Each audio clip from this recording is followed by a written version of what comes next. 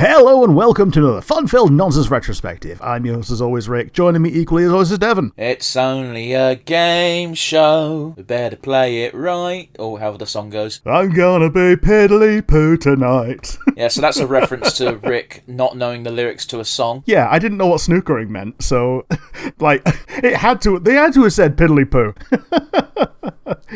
Yeah, I was once 5. Yeah, today we're going to be talking about game shows and our memories thereof, and in the form of a top 5. But before we get too far into that, let's go with the good old time-honored tradition of the nonsense asinine hypotheticals. What have you got for me today? Well, there's there are two types of game shows. There's a game show and there's a panel show. Panel shows technically come under British game shows, as I learnt from the internet classing them all as game shows, even though it's not what I think of when I think of a game show. So with that in mind, these panel shows are, if you're not British or you don't watch them, are almost exclusively filled with comedians and or famous people. So my question's easy. Rick, congratulations, you get to go on any panel show as a guest. Which one do you pick and why? Now, it would probably have been Old QI, but by the same token, Old QI don't exist anymore. This is not a shade at Sandy Toxvig, it's just, I liked Stephen Fry's way of doing it, and Sandy was a good guest.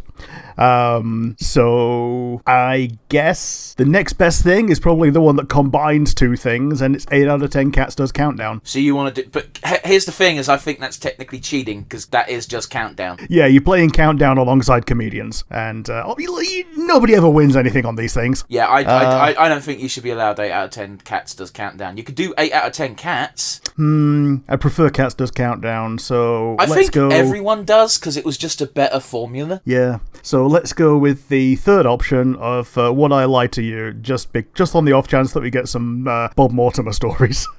Got Bob Mortimer stories, or David Mitchell going on a rant about something you did not think he'd rant about. Yeah. I don't know whether I'd want to be on David Mitchell's side or not. You don't want to be on Lee Mack's side, because there's too many times where he goes, "Fuck it, I'm going with my team," which means it's your fault. Yeah. Yeah, fair enough, yeah. Plus also, being targeted by David Mitchell is probably going to be a lot less funny than being sat shoulder to shoulder with him while he gets pissed off at Lee Mack. While I understand what you're saying, there has been a non-zero amount of times where friendly fire has occurred from a Mitch-Villian rant. Oh, yes. So yeah, it's gonna be What I Lie to You for all the reasons above. How about you? What you picking and why? I've picked a show that is long since dead. It technically had a revival with Greg Davies as the host, but I wasn't a big fan. I want to go on Nevermind the Buzzcocks. Okay. Very specifically, I'd want to go on the Mark Lamar version, but it doesn't actually matter who the host is. It's a fun show. Depending on what year you're playing in, you've either got Phil Jupitus or Bill Bailey or Noel Fielding as a captain. They all seem fairly chill. And also you get to hang out with musicians, which, again, if you were in the early days, it used to be proper rock and roll and heavy metal guys. Nowadays, or rather the later days, it was people like Professor Green and Preston. I don't even know who Preston is. Okay, the weird thing about Preston is he's a lot more prolific as a songwriter than as an artist. All right, so he's got his own group and he did his own music. I didn't listen to that type of music, so I have no idea what it sounds like. But he's actually got a lot of writing credits. Sure, gotcha. So yeah, and Preston is rather infamous for walking off the show when Simon Amstell was hosting for the pettiest of reasons. What did he do? Simon Amstell was reading excerpts from his his wife at the time's book, and he went, "You're out of order," and he fucking walked off. And it's a very funny moment, and I don't mind laughing at it even to this day, because Preston has since made a statement saying, "Yeah, I don't know why I did that," which just makes the moment funnier to me. Yeah. But yeah, there's our hypothetical out the way, or at least my one. What's yours, Rick? My one is very off the wall. From now on, every movie you watch is a Nicolas Cage remake where Nicolas Cage plays every role. Oh, this is awful. You cannot skip this, Skurs. What's the first movie you watch and why? I never watch a movie again, is the actual answer. I'd watch Lord of the Rings. Yeah. Just all the orcs being Nicolas Cage. Well, fun fact, I can't remember which role it was, but Nicolas Cage was offered a role in that film, which he either turned down or they got someone else who was much better suited. And I don't think it was Aragorn, I think it was someone else. Yeah, it does sound about right, though, doesn't it? Yeah. I mean, Nicolas Cage, I mean, I love Nicolas Cage films when they're Nicolas Cage films and you know what you're signing up for. But the guy's got range. Yeah. But, you know, in the early 2000s, Nicolas Cage was proper hot shit. Yes. Just saying. I'd love it if he came back as Ghost Rider, even for a cameo in something. Yeah, Ghost Rider, yeah. But I digress. Rick, you've clearly had more of a chance to think of this, so... Yeah, so I given myself an answer, but in the meantime I thought of a better one, and I'm going with an early Mission Impossible movie where they're really leaning into pulling the masks off, because he'd just pull off a Nicolas Cage mask to reveal an additional Nicolas Cage underneath. Jeez. Well, it almost sounds like you're describing Face Off. Yes, which he was in, wasn't he? But yeah, they do that quite often in Mission Impossible, and then, you know, Nicolas Cage replacing Tom Cruise for the iconic getting lowered down by a string scene. Just anything that Tom Cruise does without Tom Cruise is just immediately better. I mean, Tom Cruise is a good actor. It's just a shame about all the cult shit. Yeah. But yeah, by the by, Nicolas Cage was offered the role of Aragorn, but he turned it down because he had scheduling conflicts. Yes. And he's quoted as saying, "I can watch those movies, and I love those movies, but I do think the entire time, could have been me." Yep. Oh, imagine, Rick. Imagine being offered a role like that, being like, "Oh, I've got something else to do." Yeah, I've got something else to do, and then it's like literally one of the most popular things of our entire generation. Yeah. Because the popular Star Wars was a generation before. Anyway, Rick, what are we doing today? Yeah, today we're doing a top 5 British game shows, and before we get into our actual top 5, do you have honourable mentions for us? I do. I have 2 today, if that's okay. Sure. My first honourable mention is on here because, again, it's a panel show, not a game show, but Wikipedia and other websites seem to conflate the two. Don't know why, but whatever. And that is, Have I Got News for You? Yeah! I love this show. Yeah. I used to love back in the day when people like Nigel Farage would show up and they get constantly fucking bullied because they're dicks. Yeah. So I think the show got better when it started with the current format of a different host every week. I agree with you, but that's also because Angus Deaton was he was very dry. If you like dry hosts, then he was great. If you don't, then you're in for a bad day. Yeah, like as an adult, I can see why Angus Deaton was interesting, funny, and, you know, entertaining. When I was little, I didn't think that way at all, and I didn't like the guy. That's fair. Obviously, he got shit canned because he had a controversy, but I can't remember what it was. I think he took drugs or something. Oh, whoopee fucking do. Yeah, he didn't take drugs. He got caught taking drugs. Yeah, I really don't care. Yeah. Every fucker in entertainment takes drugs. Oh, yeah. Every millionaire does it. My other honourable mention is Golden Balls, because it's a fun concept for a game, but it's very boring to fucking watch. Oh, yeah. That's the one where at the end you get that frickin' problem where the correct answer is always to steal, isn't it? Correct, yeah. Yeah, the correct answer is always to steal, because if you don't, then your opponent also knows the correct answer is to steal, and you get nothing. Yeah, it's one of those. I remember there was one episode where a guy said, "This is what's going to happen. I'm going to pick steal, and you're going to pick split." And the other guy's like, "Why the fuck would I agree to that?" And it's like, here's what's going to happen is I'm going to steal, and when the game ends and the game show's over, I'm going to give you half of my winnings. So this way, I know you're splitting, you know I'm stealing, and afterwards, I will make sure you get half the money. And then they both revealed their answers, and they both picked split. Yeah, so, you know, it's one of those where the guy he was talking to is like, well, I'm not going to get anything anyway. If he's lying, I'm not going to get anything, but I know he's going to pick steal, so if I pick split, at least there's a chance I'm going to get something if he's telling the truth. And then the other guy was always going to pick split, but as long as he got in the other guy's head. But again, it's very boring to watch, especially because you got about 10 10 rounds of bollocks before you get to that question. Yeah. Yeah, it's carrot in a box, isn't it? It really is. It really is. Sean Locke undefeated. Yeah, and will continue to be undefeated. I was going to bring that up, but okay. Rick, do you have honourable mentions? Yeah, so the honourable mentions I've got, QI immediately disqualified for being a panel show. We brought that up slightly already. Family Fortunes. Oh, interesting. I put on here, not because it's not good, but because Family Feud predates it by 4 years, and therefore it's not a British game show. Okay. I'm being very quiet right now because we're going to have an argument. That's okay. I'm going to appreciate you adding it to it, and I can share my fun memories of it and everything. And the last honourable mention I've got real quick is Games Master, because I was too young to appreciate it when it was new, and the new version with Trevor McDonald I've not even watched. I'm not familiar with Games Master. So it was a show, a game show where people would come on and do little games-related challenges, and the winner would win. So it would be like, okay, out of these 3 people, who can get the most points in Mario 1-1? Oh, okay, that's fair. That's an interesting concept. Yeah. It's one of those. So it's Let's Plays before Let's Plays. Yeah, and it was hosted by a Modoc-ified Patrick Moore. And he would tell you magazine tier cheats after people had rung in and left little messages like, please, Games Master, how can I get past this in Sonic 1? And he would just read it off a cue card. Yeah, man, I miss proper old school television where you could get away with schlop like that.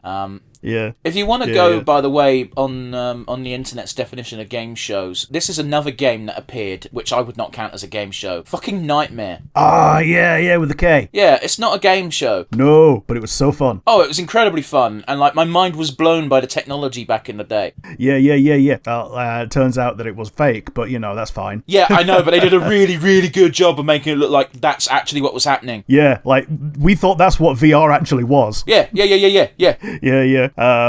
Yeah, Patrick Moore getting Modoc-ified is a very good description of what he looked like. Patrick Moore, was he a singer? He was a xylophone player and an astrologer. No, he fucking wasn't. An astronomer. No one's a xylophone player. He did play the xylophone. Yeah, but so could a 2-year-old.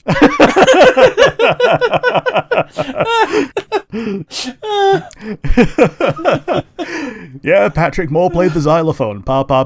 Patrick. Oh, jeez. I can't.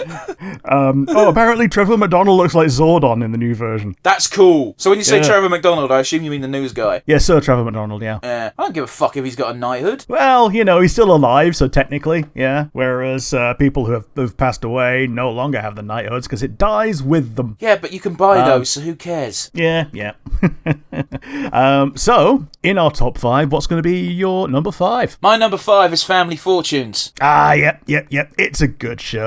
It's just a good show. It's a very good show, and also Les Dennis is better than any fucking American presenter ever. Oh, yeah, definitely. I can't stand that Harvey guy. Oh, yeah, and not because of how he presents, it's just he's just a sanctimonious prick. I mean, I don't like how he presents either. 95% of the jokes is someone says crazy answer, Steve Harvey looks into the camera like, can you believe this shit? It's like, yes, I can believe this shit. People are dumb and this is your job. Yeah, the question is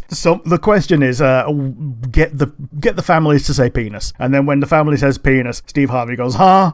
The only time where his reaction was genuinely funny is when that one person screamed naked grandma. Yeah, that too. I also really like where words that follow pork and someone goes cupine. Yeah. I remember because you told me this once and I was laughing for about 2 minutes. Yeah. But my favourite one is from the British one. It was from when I was very young, or actually it might even have been before I was born, where the guy overheard one of the answers on his teammate was chicken, and rather than be smart about it and think, maybe I can use this to my advantage, he thought, what question could be responded to with chicken, and what's the next best thing to a chicken? Oh, turkey. So name something you take with you to the beach. Turkey. Wait, what? Why was chicken the answer for that? No, it wasn't. It was the answer to question 3. Oh, question fuck. 2. What's the first thing you buy when you go into the supermarket? Turkey. Oh, was this the final round where you got to try and get the big... Okay, I got you. That makes a bit more sense. And the third question, a bird often stuffed. Turkey. Oh god, a common bowling term. Turkey. Yeah. Well, that being said, if we were talking about poultry, I probably would have gone duck first. Yeah, fair enough. Yeah, turducken. Yeah. Other ones like an animal with 3 letters in its name, frog. 3 letters. And then and then the next guy gave an even better answer, alligator. Alligator. It's not even 3 syllables. You can't even go for that. Jesus Christ. But then again, here's the thing: is it's really easy to laugh at this and be like, "No, that's a dumb answer." In this, you've got all the time in the world and no pressure. You've got no idea what dumb bullshit your brain's going to think of when it's under pressure. Yeah. It's just such a fantastic format. Like this would have been higher than number 5 on my list if I'd not already disqualified it myself. That's absolutely fine. But again, specifically Les Dennis, I fuck Vernon Kay and that period of time where every game show came back, but it was hosted by Vernon Kay. Yeah. I've got nothing against Vernon Kay. I just didn't like him presenting fucking everything. Bruce Forsyth, you are not, sir. Yeah, it was like he's like he got that time machine necklace from Harry Potter, and he was like using it to appear on everything. Well, here's another thing that people seem to forget, is game shows are really easy to record and you can bang out a season in a week. Yes. You just have to make it look like you're not doing it on the same day. So the contestants will have multiple changes of clothes. Well, they won't, because they're different contestants every week. Well, sometimes when it's the same contestants and they go on from like one episode to the next, like Who Wants to Be a Millionaire, for instance, like they meant to make it look like it's separate days. So the contestants will go away and come back in a different shirt. That doesn't make any sense, Rick, because when they're continuing the game, it's continuing the game. People know how that works. Sure. But anyway, Family Fortunes is great. I love the money builder round, but the best round is the final round. I'm glad this has an American version, because it means the Game Grumps have played it on their channel and they're quite amusing at it when they yell at the other one for not knowing obvious shit. Yeah.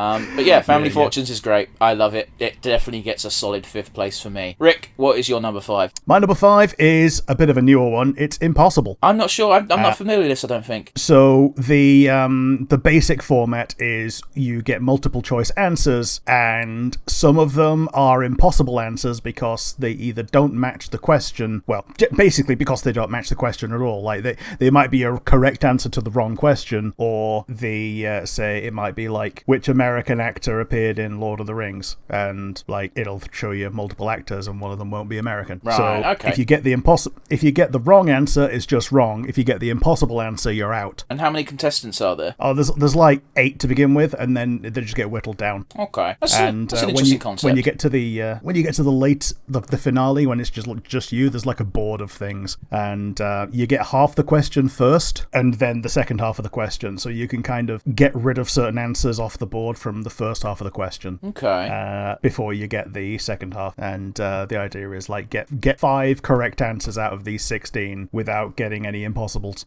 That sounds almost like you remember when we used to play Trivial Pursuit together, and there was a grab bag thing, and it's like the only difference being, of course, that with that there was 8 correct answers, 8 incorrect answers, 8 correct answers and a few more incorrect, and rather than having impossible answers, it's just wrong. Yeah.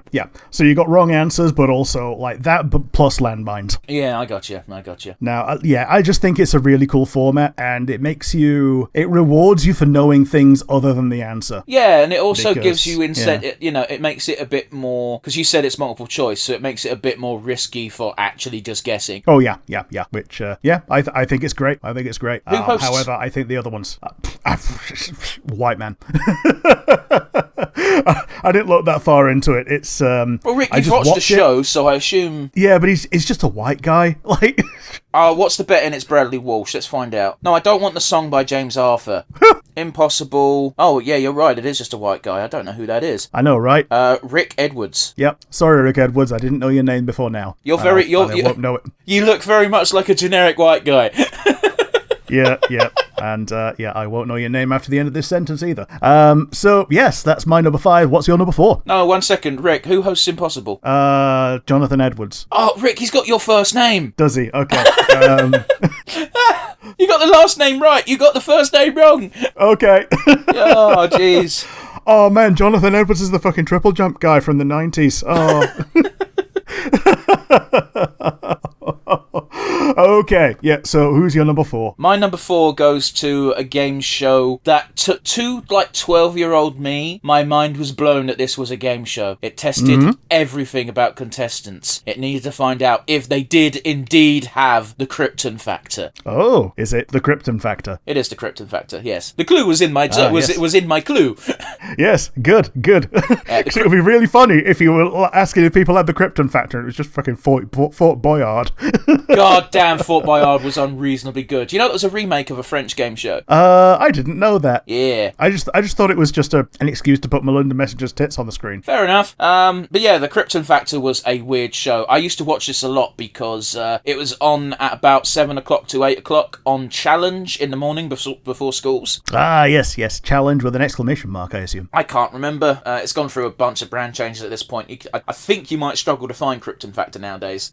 Yeah. But there was a bunch of challenges. There was puzzles where you had to get coloured pieces into the right part, literal puzzles in certain parts, obstacle courses. The signature thing, though, was the flight simulator.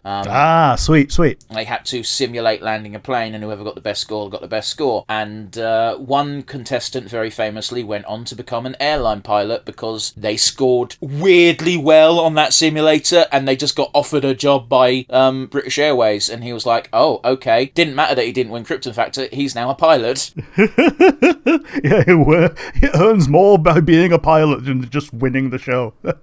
And and here's the kicker. I couldn't tell you what the fuck they were playing for. Oh, no.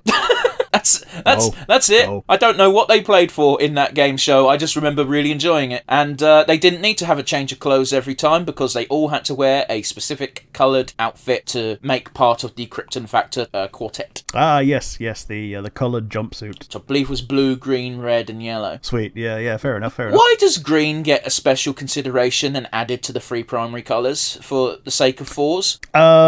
You could say the same about yellow because green is part of the light primary colours. Yes, but yellow is a primary colour in pretty much everything else. Yeah, yellow's a primary colour of pigment, green is a primary colour of light. So green and yellow are kind of looking at each other from opposite sides of the train, whereas red and blue are just like the actual chads. Okay, but whenever you bring up a colour wheel... Well, yeah, there's both. Like, I bring up one right now. Green is a secondary colour on the colour wheel, as far as artists are concerned. Oh yeah, for traditional artists using physical pigments in the real world, yeah. For digital artists using Photoshop or Krita or whatever, yeah, you're going to be using the RGB values. Yeah, okay, I suppose it. Now that you said, like, don't get me wrong, I'm not slagging you off or dissing you here. You have actually answered my question. I've just always been annoyed by that fact because I didn't know why. Yeah. Like, I also was kind of puzzled by it as a child, and then found out about the primary colors of light, and then found out, oh yeah, light is a lot more used in everything that I like touch. Now I know you didn't mean to, Rick, but that sounded an awful lot like you were like, oh, you're a child and you're stupid. You should go away. Oh, no. It's more a case of I was a child and I was stupid and I should have gone away, and I did go away and I learnt things. Rick, what's your number 4? My number 4 is Who Wants to Be a Millionaire? And this is because of how much of the cultural zeitgeist it occupied when it was new. People were like recording episodes of it. It was that big of a deal when it was new, and nothing had given that amount of money to the general public before that. Yeah, it was genuinely rare back in the day for people to even reach 32 grand. Oh, yeah. Whereas nowadays they kind of try and fast track you to the top few. I mean, nowadays you've only got 2 questions on the first tier. Back in the day it was 5. Yeah. There was 5 on each tier. Yeah. I think they've now got 4 lifelines instead of 3. What's the 4th? One of them is I think it's just ask the host. Oh, well, that's shit, because the host's Jeremy Clarkson and he's a bit thick. Yeah. I'm actually joking. I don't think Jeremy Clarkson's thick. I just don't like the guy. Yeah, he's very well read on things that he cares about, which are like cars, tits, and punching. No, I genuinely don't think he's stupid. I just think he's a horrible human being. He's not the worst human being by any stretch of the imagination. And even I cheered when that story got out of him punching Piers Morgan in the nose. But then it turns out that, oh no, Jeremy Clarkson just does that when he's annoyed. Yeah. But he punched Piers Morgan twice in a row, which is great. It's one of those where, like, I know a lot of people don't agree with the guy or like the guy, but like Mike Tyson very much is true when he says everyone's got a plan until they get punched in the mouth. Yeah. And what was the other one? A lot of you motherfuckers have gotten real comfortable with calling people names over the internet. Yeah, without the threat of being punched. Yeah. It's such a thuggish thing to say, except at the same time, I totally get the sentiment. Yeah, totally. Like back in the day, this was hosted by Chris Tarrant, and he was well known in London for being like the host of London Radio or whatever it was, like Capital Radio or whatever, Capital FM. So here's the thing, Rick, is Chris Tarrant used to be relatively local to me, to the extent that when the local fire station was washing cars to make money, because our fucking government funding sucks for every public sector ever.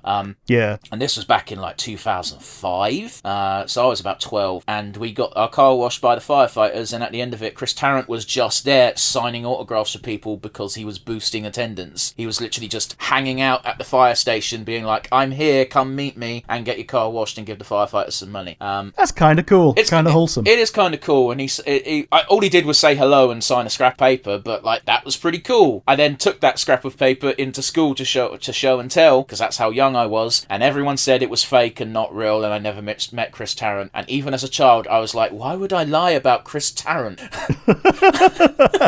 Like, yeah, he hosts I Want to Be a Millionaire, but that's it. Yeah.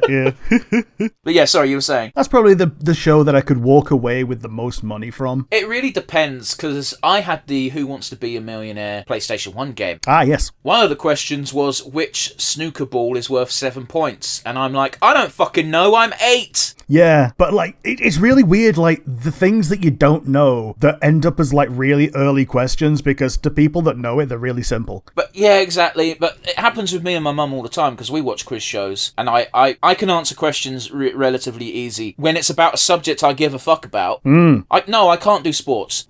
You know, I listen to the Ricky Gervais show quite a lot, and XFM, and Carl Pilkington was talking about autism back in like, okay, so bear in mind this is like early 2000s, where people did not know fuck all about autism, and people who did know about it didn't know anywhere near as much as they do now. Yes. Carl watched a documentary where there was a quote-unquote autistic kid who really liked EastEnders and could tell you a lot about EastEnders, and but he couldn't do nothing else. And I realised at this point in the story, I'm telling the wrong story. What I meant was University Challenge, not autistic documentary. We're not talking about autism at all. Again, I got my wires mixed. I'm so sorry. This is how much bollocks Carl Pilkington spilts that I can fucking crisscross different stories that have nothing to do with one another. Yep. Right. I wasn't even going to stop you. This is like a third of the way through the story. I realise I'm telling the wrong story. But here's the thing: is I had to say that and stop, because otherwise I would have finished the story, and the first question would be, "What's that got to do with anything?" I like stories. Oh, Jesus. Definitely would. Right. He was watching University Challenge, and he said, these kids are really smart. Why don't they go on Who Wants to Be a Millionaire or any of these quiz shows and make a ton of money? And Ricky Gervais points out almost straight away that, yeah, but they'll get stumped on a question about who did X in EastEnders, because they probably don't watch EastEnders. You know? Yeah. You could be the smartest person in the world, but if you don't know the thing, you don't know the thing. People seem to forget this when they watch quiz shows. Yeah. On the video game version, because I also had this on the PC, I'm assuming it was the same one pretty much. You had canned answers for like your phone a friend and all that. Yeah. And it was really annoying because when you got past a certain point, they all either just gave you the wrong answer or didn't know. Yeah, there was a lot of awkward phone calls where it's like, I think it's blah blah, and they purposely make themselves not sound confident. Yeah, and it's one of those like my dad was playing it and went, "I want to bloody ask you." Oh, that's so true, though, isn't it? But I just remember it was like a £500,000 question. It's like, I'd never heard of an espadrille. Turns out it's a shoe. but at the same time, I don't know if they had this back in the OG version, but obviously nowadays the phone a friend is isolated in the studio. Yes. So I'm pretty sure they were in the past as well, so they couldn't just like go on the Google. There was at least one occasion back in the old school one where a person was very clearly sitting by the computer. Yeah. My maths teacher got asked to be a phone a friend at one point. Oh, did they shit themselves? Was told, no, he ended up not getting called. But he was rather confident that he would get called because he knew a lot about the Blues Brothers and and maths. Okay, so assuming this is old school Millionaire, that's 15 questions. You're confident a maths or Blues Brothers question will come up. Yeah, he was. But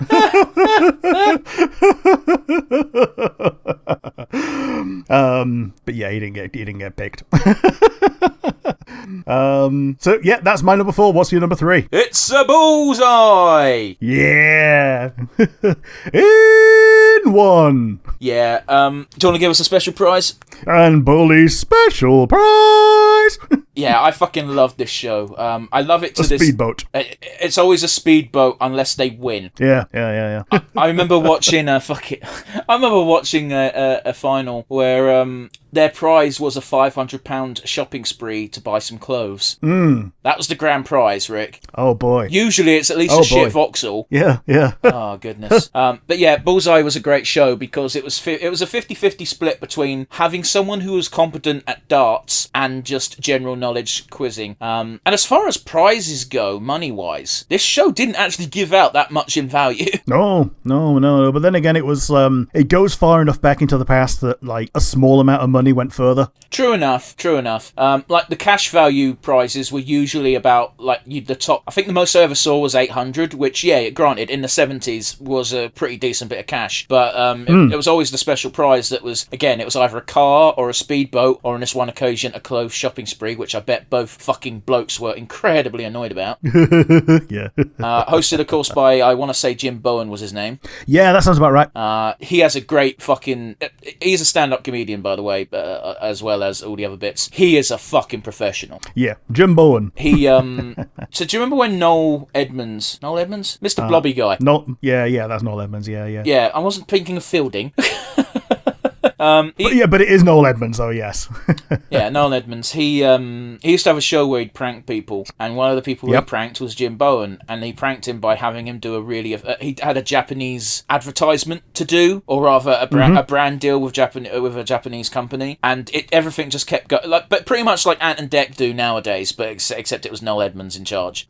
Sure. And again, he was such a professional because they'd have the guy who's not an actor, in air quotes, being really nervous, and he'd just be like, it's fine. There's just a camera, just really reassuring him, and then he'd fuck up his lines. And after the 10th time he fucked up his lines, Jim Bowen just went, "Listen, I want to go home, so buck your bloody ideas up." Oh, Jesus. But yeah, he's got a great 17-minute long comedy bit about two lads from Ireland fucking over Bullseye. I won't repeat it, but honestly it's on YouTube. Just look up Jim Bowen Bullseye story and you'll probably find it. It's a very good, it's a good laugh. So yeah, you'd have a bunch of rounds. The darts player would select the category by throwing a dart at the dartboard. Each segment of the board would get you a different value of money. If you got a bullseye, it was £100. Yeah. I've got the story ready to play once we're finished. It's about 17 minutes long, if I recall. Yeah, it's like 14 minutes. Yeah, 2 Irishmen on Bullseye. Oh, a year ago it was posted, apparently. It was posted much longer than that. That's probably a repost because it got deleted or something. Likely, yeah. But yeah, Jim Bowen obviously no longer with us. Bullseye did get a reboot. I couldn't tell you who the fuck the presenter was because I didn't care. There's no way they could have done it as good as Bowen. No, absolutely not. And back an impossible act to follow. Oh yeah. And yeah, every week they'd have a professional darts player throwing around, and they'd effectively raise a small token amount of money for charity. So it was very much targeted at working class folks. Explains why it was popular in my household. Rick, what's your number 3? My number 3 is maybe the one I would do the best at, not the one I would win the most money out of. Catchphrase. Oh, this is number 3, is it? Yeah. So what does it look like Mr. Chips is doing? Yeah, it's just like it's wingdings in its most purest form, and if your brain is on the same page of autism as the person writing the question was on the day, then you're gonna win. I don't like wording it that way, but it is kind of what it is. I've got to ask, who's your favourite presenter? Because for me it was the Irish chap. I forget his name. Yeah, the Northern Irish guy that was Thighs and Pines. Yeah, I forget his name, but yeah, he was great. And yeah, it's just such a good show, and the celebrity version is pretty good too, because you get to see celebrities being idiots, because not all of them are the sharpest tools in the hammer basket. Yeah, I do remember this show got, again, a fairly recent reboot. Couldn't tell you who presented it. I don't really care. But they changed the rules a bit in that it didn't just have to be catchphrases anymore. Sometimes it's celebrity names, and I'm like, so it's not catchphrase anymore then, really, is it? Yeah. Because catchphrases, you can kind of guess what catchphrases are because you've heard most of them, or stuff similar to it. Whereas with a celebrity, it's like, if you don't know who the celebrity is, you're not going to fucking get it. Yeah, like, if you see a kangaroo's knee, then it might be Wayne Rooney, but, you know, that's about it. Yeah, but where are you getting the Wayne from? Because it's a picture of Wayne from Wayne's World, I guess. But do you see where the problem is there? It's like, you've got to use another celebrity to give you the clue to the celebrity's name, which means what's the fucking point? Yeah. Yeah, but that's my number 3. Who's your number 2? My number 2 is... it almost pained me to put this as low as number 2, but it is The Crystal Maze. Okay. So, The Crystal Maze was a great show. You broke...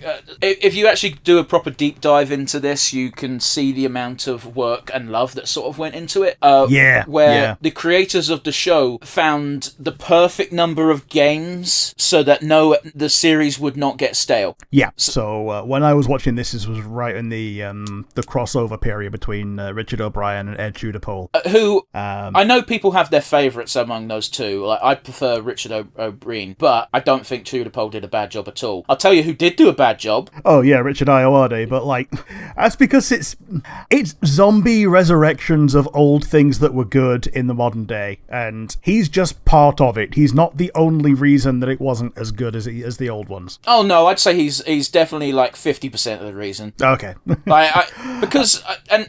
I don't think it's his fault, because he was clearly told to act. Like, no actor just acts that way. Some people, directors and people in charge will tell an actor how to act, and if they're like, yeah, that's good enough, then the director's just as much to blame. Yeah, I think he's better on panel shows where it's okay for him to play that character. I just don't like that character at all, because that's not him. Sure. Like, on a and panel then again, show, nobody knows the real him, because he's only ever played the character out in public. It just does my fucking nut in. It really does. Like, my folks used to like Travel Man, and I was like, it's okay if Richard Ayoade isn't in it. Which was a bit of a problem, because he was the presenter. Yeah.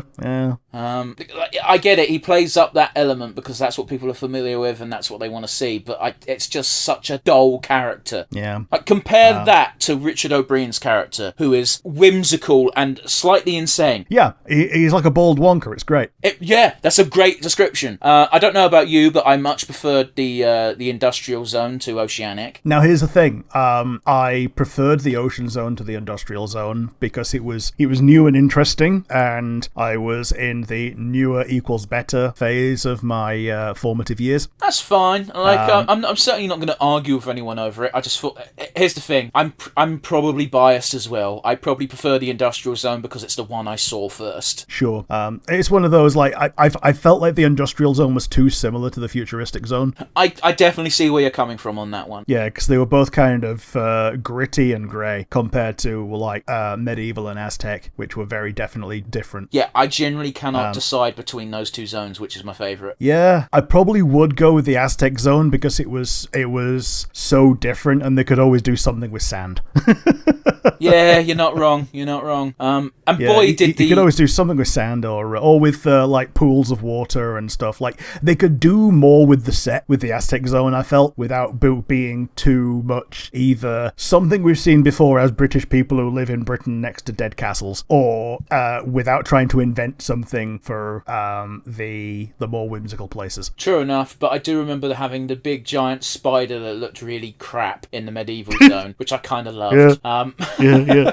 Yeah, the Aztec Zone was fun, especially if they went to it from the futuristic zone, because it meant they had to go on little rowboats for 2 minutes. Yeah. It was so silly. I liked the little extra characters they had in the medieval zone though. It was only Mumsy. There would be Mumsy, and I think sometimes they had a prisoner as well. I think. Yeah, maybe. I can't recall. The problem is Richard O'Brien with the character he decided to embody is he would talk to inanimate objects as if they were talking to him, and that shit was hilarious to fucking 8-year-old me. Yeah, it was great. But yeah, it's a great show. It's a great concept. Every game gives you a crystal if you win. That crystal is worth, I forget the exact time, it's either 5 or 10 seconds in the dome. And when you get to the dome, the big game, it's a very simple game. There's a bunch of tickets being blown around. Gold tickets get you 1 point. Silver tickets take a point away. You need to get a certain amount of tickets, and then you win the grand prize. What's the grand prize? Depends what you asked for before you came on the show. Yep. Yeah, it could be a Mega Drive. It could be a bike. It could be a flight to Australia. Oh, it was almost always a fucking experience or outing. Yeah. So it would be like a holiday or whatever. Pretty much, yeah. And win or lose, you'd always get your commemorative Crystal Dome crystal. Yeah. So like one of the crystals that you've been winning, yeah, you got it in a little paperweight box. But that's just it though. Is you couldn't just buy those back then. Nowadays, I'm sure if you looked up on Etsy or something, someone's fucking making them and flogging them. But back in the day, that was unique. That was the thing that I sort of liked about British game shows back in the day, is you would get a small little thing that said, yes, I was on X. Yeah. The other one was like Blue Peter badges, kind of. Yeah, but those were shit. Yeah. You could just get one for writing in and doing something that was relatively benign. I mean, I remember Ricky Gervais, again, on the Ricky Gervais show, said that one time he sent in a picture he drew of the best animal, which he'd make from loads of different other animals. It wasn't part of a competition, he just sent it in. Yeah. Because kids are stupid. Yeah, and then you get a freaking, like, this is good. Have a Blue Peter badge. This will let you into museums for free before museums were free. Okay, that was before I was alive. Yeah, it's a long time ago. But yeah. That's what Blue Peter badges used to do. They used to let you into museums for free. It's weird. Yeah. Like, as long as I've been alive, museums have been free. Yeah. Alright, I'll correct that. As long as I've been old enough to know what a museum is. Yeah, I feel you. The only other thing I'll mention about the Crystal Maze is there was another interesting mechanic where you could sacrifice a crystal to buy out a locked-in teammate. So if you failed a challenge, you'd be locked in. Yeah. They'd literally get locked in the actual challenges that they were doing and were failing. And depending on what challenge they lost, I used to feel really bad for them because they'd have barely any room to fucking move. Yeah, and it could be even worse that they could win the crystal, get the crystal out, but still not have enough time to get themselves out. Yeah. Although, silver lining behind the scenes, what happened is they probably filmed them getting locked in, and then they just let them back out again immediately afterwards, and just were just like, if we need to filmed a couple of shots of them looking sad in there, so they could play it later. Yeah. And then if they unlocked them, then it's like, okay, you got to go back in for 2 minutes while we film this shit. Yeah. Well, they filmed them getting unlocked anyway. So, well, here's the thing: if they use that footage, cool. Here's the thing: is they probably didn't do that because they'd have to remember which teammate they sent to unlock them. Sure. Okay. Like, just for continuality, it would have probably just been easier to bring the cameras around and be like, "Yep, boom, boom," because I only need like 5 seconds of footage. Yeah. But yeah, what's your number? Just Done. Post it after the fact. Yeah. Film it after the fact. Now that you've had the people who locked in just walking around the camera side rather than the set side. Yes, Rick. What's your number 2? My number 2 is Countdown, the venerable game show of Britain, and other people have picked it up as well. It's called Letters and Numbers in Australia. See, I did know this because of that one Australian comedian who was like, yeah, people call Australians dumb. Don't know why. Yeah.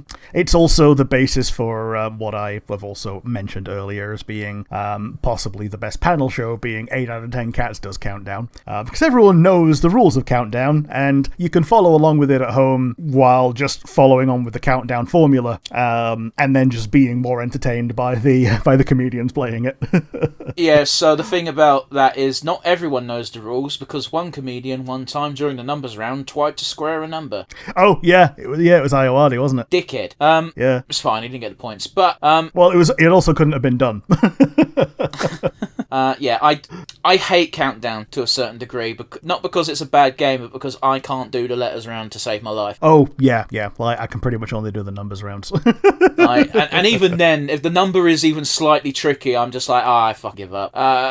It's one of those. I don't play along, but obviously when you got half a minute of just watching people scribble things down on paper, it's like, well, I might as well try and get a sub. Yeah, and it's really funny when someone really doesn't know the rules, and they're just there looking with this pained look of confusion on their face. Talking about 8 out of 10 Cats Does Countdown, you just reminded me that there was one contestant who there was the round ended, the other team gave their solution because he couldn't find it, and as soon as he gave the solution, the other guy who didn't understand the rules just went, he didn't use all the numbers. Like, you don't have to. Yeah. And he just clutched his head going, oh, because he thought you had to use all the numbers. Yeah, it was something really stupid like 103, and there was 100 on there, and they ended up picking 100 as their answer. Well, yeah. Oh boy, yeah. Yeah, I find that I don't like watching this. I definitely don't like watching this show now that fucking what's her name's in charge of it. Yeah. Fair enough. Don't get me wrong, she's a lot more mellow on this than she was Weakest Link, but oh yeah, Anne Robinson, yeah. Yeah, I couldn't remember her name for the life of me, dude. Yeah. I also didn't know it was her, so yeah, there we go. I've not watched it in quite some time, but yeah, it's great. It's great. And also, number one. 1 second. Another thing as well is Normal Countdown knows who their audience is, because the adverts during the ad break are all for the same companies, and it's, have you written a will? Do you need assistance moving? Yeah. Have you been able to get your leg over the bath recently? If not, then I have one that opens at the side. That's all the adverts are during Countdown, is specifically targeted at fucking people over the age of 70. Yeah. Does your bed only go down flat? Well, here, have one that moves. I've not seen an ad advertised in years. Cloud goes up, cloud goes down. But yes, who's going to be your number one? My number one has already made a showing in today's list. It is, of course, Catchphrase. Yeah! It's my favourite game show to play along with. Yes, absolutely. If you're quick with it, you can always pause it and play it on your own. What? No, that defeats the purpose. Fair enough. But like, if you give yourself infinite time, you're not really playing the game. You're cheating. You, sir, are not Dio. Sure. Yeah, I guess I never have, to be honest, either. I've just kind of played along with it and realised that I have done a lot worse than actually I would have done if I was there, because realising that, knowing that you know an answer and knowing that you would be able to push a button in the right enough time to answer it. That was a remarkably good impression, Rick. That one less so, but the buzzer going in, definitely. Yeah. But there's plenty of funny moments from Catchphrase, but I think the infamous one is like, what's Mr. Ship's doing? And the host just breaks down laughing because it looks like he's cracking a wank. Yeah. I've not seen the American version of this show, but I'm sure they have it. I'm sure they do. In fact, that's something for me to look at in the future. But yeah, there's not much. But not right now. There's not much else to add to Catchphrase because we kind of already had a chat about it. So I'm going to throw it to you, Rick, to give our last game show we're going to talk about today and your number one spot. My number one is also one we've already brought up. It's the Crystal Maze. Okay, yeah. It's such a good show, isn't it? It is, isn't it? Who would you cast as the presenter? Okay, the new presenter of the Crystal Maze. I'd want to cast Dara, but I don't think he's athletic enough. That sounds like a diss, but I know what you mean, because like there's an amount of physicality to the role that you kind of need, and you need to be able to go through like a small amount of transitionary travels. I don't think it's a fitness issue. It's just he is a very tall man. Oh yeah, he's like 6'100". Yeah, he's a big bastard, is what we're saying. Yeah. He's about as maneuverable as a steamroller. That is insulting. I say this knowing that. But yeah, it's that's a point. Who would you cast? Well, I can give you mine if they'd be willing to do it. What, Henry Cavill? What? No. Why would I say Henry Cavill? I don't know, because it'd get people watching. Yeah, but I don't think they'd be good at it. Yeah, fair enough. No, if they'd be willing to do it, and I know they're not called this anymore, but I forgot what they changed their name to, but I'd honestly cast Eddie Izzard. Oh, Susie Izzard, yeah. Yeah. I honestly, I couldn't have told you what they changed the name to. Susie Izzard, if that's what they're going by nowadays. Because yeah, so they have that energy. She's still got Eddie as her middle name, so it's not wrong to say Eddie Izzard. Yeah, but I know but I knew they changed their name. Yeah, so it's Susie Eddie Izzard. Yeah, so if they're willing to do it, then I'd totally be like, yeah, no, fucking have them present. They'd be great at it. Yeah, I like that. We know there's no physical restrictions, Mrs. I did 700 marathons in a week. Yeah. Yeah, go for it. I like that. And I think they could bring the right level of insane. Yeah. So you've had a bit more time to think, though, so... Yeah, I actually don't hate Henry Cavill for this, because he's shown a lot of charisma. I don't want him to come and do Crystal Maze. I want him to do his 40k fucking dream show. Okay, but how many months of the year is that going to be, filming? If Cavill had his way, 24/8. Sure. Sure, fair enough. Man, it's difficult to pick a number two to him then.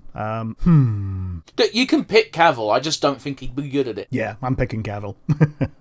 But yeah, we can't really do our standard wind down because we've been going back and forth on these. What's your least favourite game show ever that you've watched and gone, won't be watching that again? To be honest, I couldn't tell you, because it's even ones that I remember not thinking were great, I've still gone back and watched more of. I get what you're saying, because I don't like that new Lee Mack one, which is called the 1% Club or whatever. Not because there's anything wrong with it, but because the premise of the show is they ask a bunch of questions, and the gimmick is all the questions are trick questions. There's no... Right. You don't need to be smart to do it, you just have to see through the trick. Yeah, you see through the trick and get the right answer despite the question. Yeah, I get that, yeah. Yeah. Maybe Golden Balls, actually, because, like... Oh, once you've watched one episode, you've watched all of them. Yeah, like, once you've seen the fake out at the end, like, yeah, it makes you not want to watch any of the other ones ever again. Also, the presenter's a bit of a prick.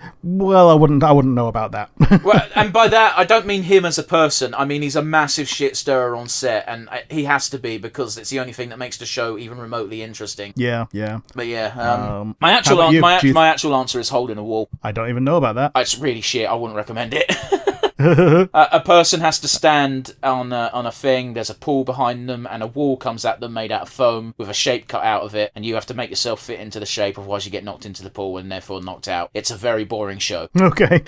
It sounds like a bit from Total Wipeout. Do you know what? It actually sounds right. This is why Number Wang works, because we've had dumber concepts for shows. Yeah, is that Number Wang? That's Number Wang. I can't think of any more numbers. And that was after like 4 days. Yeah. Oh, what was it? Fuck. It's like, they were doing an advertisement for Number Wang, the board game, and it's like, we can't just play at home without the rule book, because that would be stealing. I know, we can play Apple Wang, says the child, holding up an apple, and he goes, no, Timmy, because that would be shit.